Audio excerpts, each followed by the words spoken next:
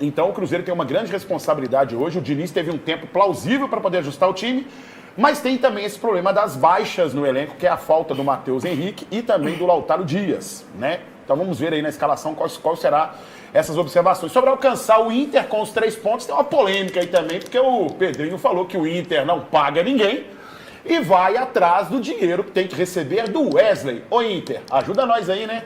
Capilézinho pra nós aí. O Gão também rápido e rasteiro. Bebel, Cássio confirmado, Zé Ivaldo, Vidjalba, o William, Romero, o Wallace no lugar do Matheus Henrique, Marlon lateral esquerda, Matheus Pereira, Gabriel Verón, Caio Jorge, Barrial para substituir o Lautaro. Maravilha! É nóis. Aí no Mineirão, e é pro Mineirão que a gente vai para conversar com Maria Cláudia Bonucci, que já está posicionada para falar de baixas importantes pro jogo de hoje. Não é isso, Maria Cláudia? Muito boa tarde.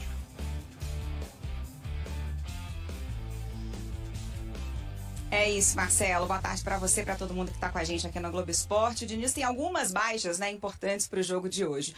Uma delas é o atacante argentino Lautaro Dias, que vem fazendo um trabalho de equilíbrio e força lá na Toca da Raposa. É um problema que ele já apresentava há algum tempo, o Departamento de Saúde do Cruzeiro estava de olho, mas resolveu intensificar as atividades por agora para que ele consiga sustentar, né, o restante da temporada. Para substituir o Lautaro, o Fernando Diniz tem algumas opções, o outro argentino do elenco, Álvaro Barreal, e também o Matheus Vital.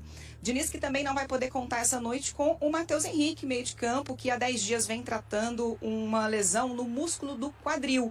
O provável substituto para ele é o Wallace. Agora, falando em meio de campo do Cruzeiro, né, a gente lembra também, importante, que o Matheus Pereira tá de volta, vai jogar, ele que serviu recentemente à seleção brasileira. E o goleiro Cássio, pessoal, que na semana passada sofreu um edema na coxa, ele essa semana voltou a treinar pelo menos parcialmente com o restante do grupo, e a tendência é que ele inicie sim o jogo essa noite contra o Bahia aqui no Mineirão. Marcelo. Valeu, Bonucci. E olha quem tá comigo aqui. Ele que nunca desfalta. Desfalca o Globo Esporte aqui. E aí, nunca, você tá bom? Tudo certo? Sempre que sou chamado, venho com prazer. Isso Ó, queria falar aqui primeiro que esse jogo aqui é aquele jogo de 6 pontos, né? Um time muito colado no outro. Não né? precisa. A tabela é autoexplicativa, né? 45, 43 pontos, ninguém tem jogo a menos, confronto direto, Cruzeiro vencer, passa o Bahia na tabela, Marcelo. Seguinte, a Bonucci estava falando desses desfalques importantes. O que o Cruzeiro tem de opção para repor essas faltas? A rigor são 2 mudanças em relação ao time que o Diniz vem usando. Uma delas, o Barreal, mais utilizado na linha de frente. A gente tem que lembrar que o Seabra usava muito o Barreal como meia, né?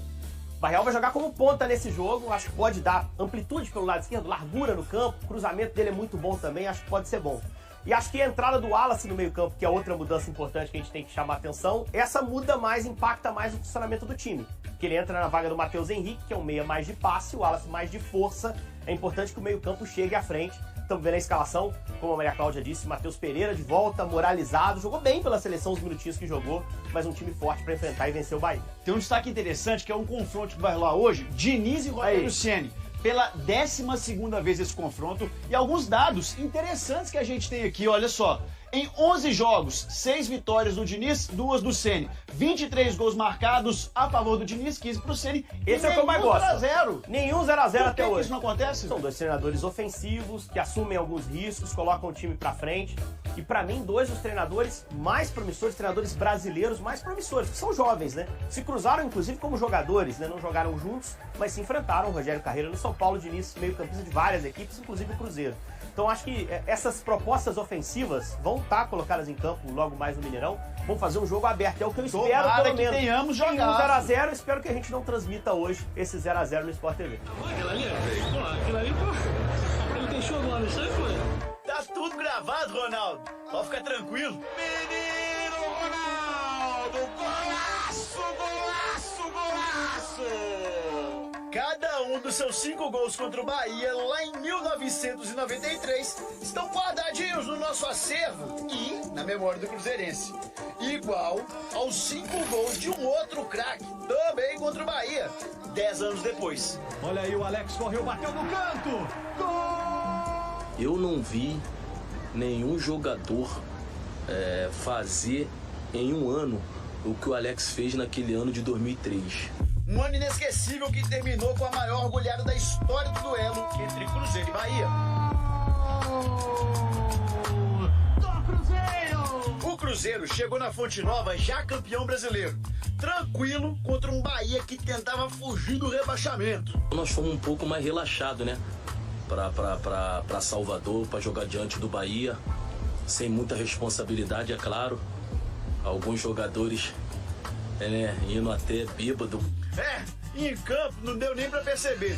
Logo de cara, Alex fez os 4 primeiros gols de pênalti. Todo mundo brincando, zoando, feliz. A gente vencendo o jogo e 4-0 o Vanderlei já entrou xingando todo mundo. O Vanderlei Luxemburgo, técnico do Cruzeiro em 2003, queria mais. Queria bater uma marca histórica. Felipe Melo marca o 100º gol do Cruzeiro no campeonato. E não parou no gol 100. Alex fez o 101 e o Mota fez o 102. De uma maneira ou de outra, a gente sempre procurou estar trabalhando ao máximo para poder estar ajudando. Lá em 1993 não teve marca histórica, mas teve um gol épico. Chegou o Nonato, quase passou debaixo das pernas do Rodolfo Rodrigues. Mas foi lá o Ronaldo. Gol do Cruzeiro, o Rodolfo Rodrigues ficou fazendo gracinha ali. O Ronaldo foi lá e tomou a bola dele. E fez o 6º gol do Cruzeiro aos 40 minutos. E o 5º gol do jovem Ronaldo, que começava a escrever a história de uma carreira pra lá de vitoriosa. O Ronaldo de 93 e o Alex de 2003, pra quem sabe, servirem de inspiração pro Cruzeiro de 2024. Menino Ronaldo outra vez. E hoje tem Cruzeiro e Bahia, 9h30 da noite. Bora voltar pro Mineirão, porque a Bonucci vai falar pra gente. Bonucci, hoje é dia de casa cheia?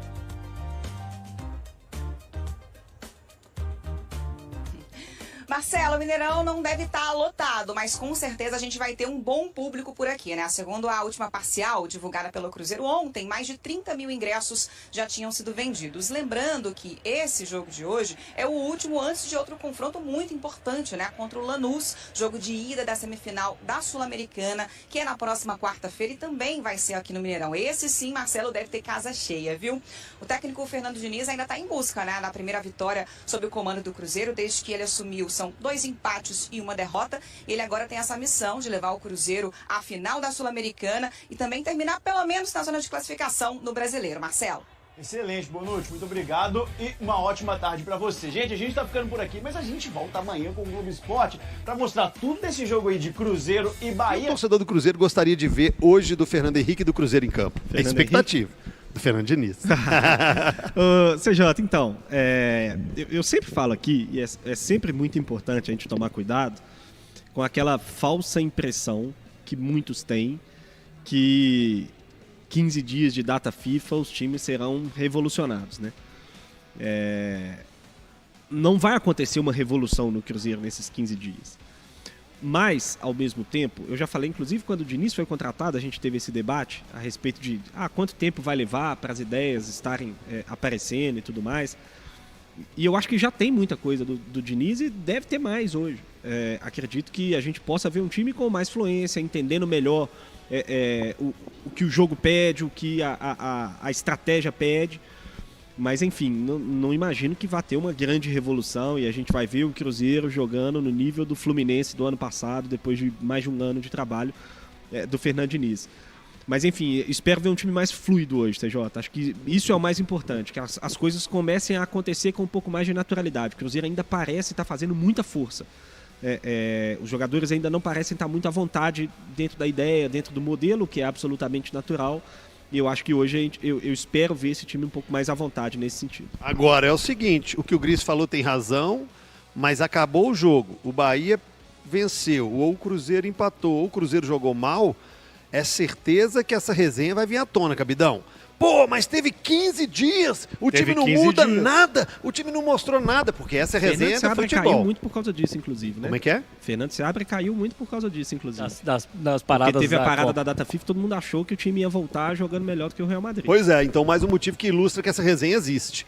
Mas você não acha que tem que ter alguma mudança? Você acha que o Cruzeiro ainda faz força para jogar como o Gris falou? Acho. E tem alguns detalhes importantes também, né? Eu até estava vendo os comentários ontem pós-jogo de Flamengo e Fluminense, e essa marolinha que acontece depois das datas FIFA, elas não são exclusivas de Minas Gerais não, tá? Todo mundo acha que parando os trabalhos, treinando durante 15 dias, durante 16 dias, que é o caso do Cruzeiro, o time volta jogando como uma máquina, e não é assim que funciona. Agora, eu tô preocupado com o jogo de hoje.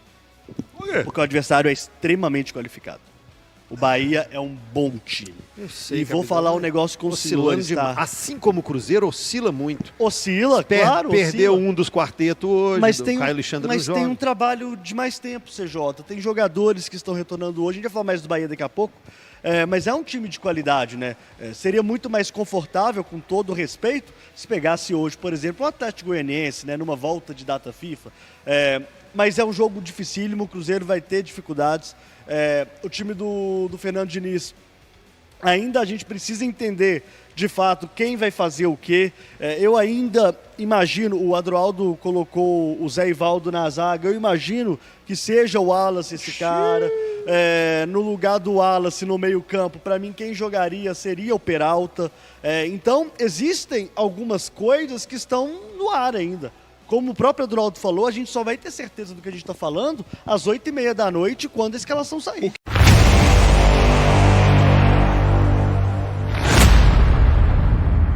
Com a presença do Cruzeiro, a audiência da Copa Sul-Americana cresceu de maneira significativa, atingindo mais de 1,8 milhão de espectadores, um aumento de aproximadamente 450%. A final deste torneio será transmitida para 194 países e está marcada para o dia 23 de novembro, em Assunção, no Paraguai. Além do time brasileiro, Corinthians, Lanús e Racing também disputam o título. Durante uma reunião na sede da Conmebol, foram discutidos detalhes sobre a reta final do torneio, incluindo questões operacionais, logísticas e de segurança. A participação do Cruzeiro, após 7 anos, foi destacada e elogiada. E aí, galera? O que acharam? Deixe nos comentários. Não se esqueçam de deixar o like e de se inscreverem no canal e ativar o sininho para receber as notificações. Até mais, Nação Celeste! Vamos pra frente!